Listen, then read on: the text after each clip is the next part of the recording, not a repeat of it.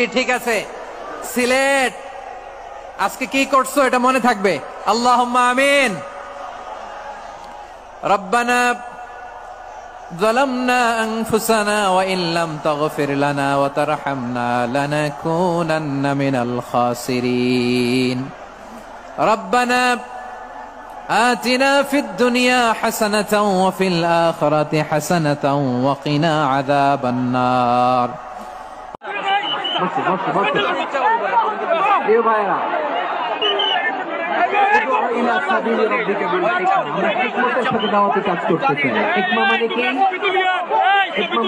knowledge plus common sense equals